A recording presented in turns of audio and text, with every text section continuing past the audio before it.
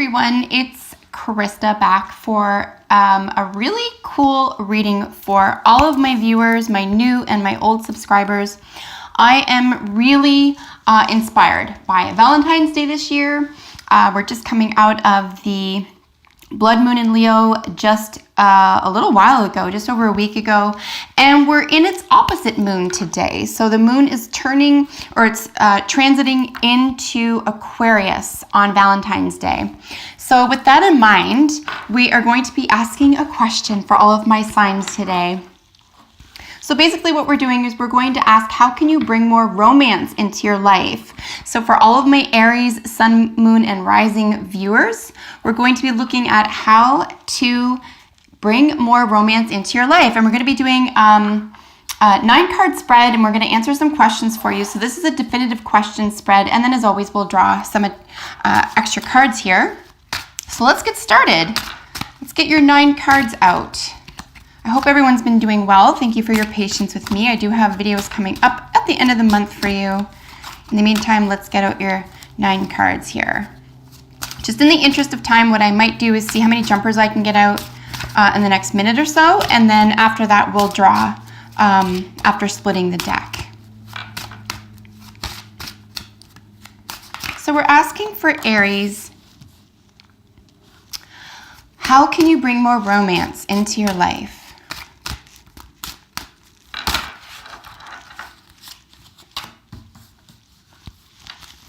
And now we're looking for a bottom and a top to the central card there. Bottom, a top, and we need a little bit more room.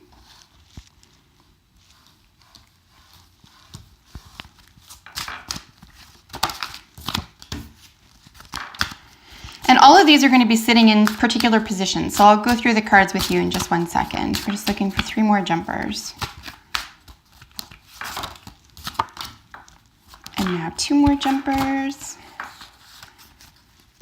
So this is for singles and couples as well. So if you're coupled, just use this information or any hints in here on how to improve your love life or how to inject some new energy into it. If you are single, just rest assured that you can still have a love life. You can still go dating. You can treat yourself in a loving way. You can live romantically. So this is really about romance, whether or not you're single or coupled. All right, let's get into it. So your first card is in the position, the past. So the past is your buffalo. This is where we're looking at prayers and abundance. So you might have already said a prayer regarding what you really want with regard to this query, okay? So with regard to love and romance, especially romance, right? We're separating that from, platonic love this week. So you've probably already thought long and hard about this. You might have even had your prayers answered or feel like something is coming into your life or someone has been presented to you that is the love of your life already. So it feels here as though with regard to your past, your prayers have already been answered and you feel like you live perhaps an already abundant romantic life. Here in the present position, we have owl. So this is deception. It's a little bit of a misnomer. This is really just high magic energy. This is witches, sorcerers, spell binding. If this is someone being possibly under your spell or you being under someone else's spell in a romantic setting, I would say to just look out for any repetitive behavior that is unwelcome and maybe put your foot down about it. Or someone could be coming up with something that's extremely enticing to you, but maybe a little bit unusual or might put you off a little bit. Maybe talk it out if that's the case and you have a partner who wants to try something. If that's the case, maybe just share your fears about something here or talk to someone about their fears if you're introducing something in a romantic setting. Get to the core of the matter here. This is a lot of psychic energy here as well. So this could just be unspoken conditions here in your romantic life that have to do with something really sexy, right? So a lot of sexual energy here in your present. So yeah, use this wisely. Don't use it over somebody or hold any secrets or grudges or anything like that. Be really honest with your love partner or be honest with who you're seeing or who you want to see, about your intentions. Here we have in your future position, we have the snake. This is transformation. So your immediate future includes transformation. This can be thought, environment, even a transformative experience in the romantic setting. So this is really beautiful to see for you as well. Snakes also represent sexuality anyway. So we have like a lot of psychic, powerful energy here, sexual energy here, and then a lot of sort of potent physical energy here as well. So this could be a very exciting week for my Aries, romantically speaking. Here in your foundation, so what is causing this week with regard to these cards for you? It looks like there's a rebirth here. And if you are coupled, this could be, you know, you taking the reins or your partner taking the reins about getting back involved, making it feel like you're starting over, you're starting fresh. And you're able to keep that level of excitement in your life because of it. So that's a really beautiful thing to see here. It's a rebirth of a romantic situation here. If you are single, it could be that you're finally putting some time, effort, and energy into romanticizing someone, or believing that now perhaps is the time for you to maybe induce some romance into your life, a rebirth, as it were. Here with your crowning, this is what is external to you. This is scrutiny. So someone could be watching you, or somebody could be interested in you from afar here and taking note. We know that people with crushes on each other tend to sort of play tests on each other, even though it's a little bit innocent. You don't want to trip someone up necessarily, but you do want to see how people say will react to things, or maybe someone's doing it with you. So just be assured here that if you do feel like someone is being scrutinized, someone is scrutinizing you, that it's probably coming from a level of a crush, and they're trying to just get their bearings on like what kind of person you are.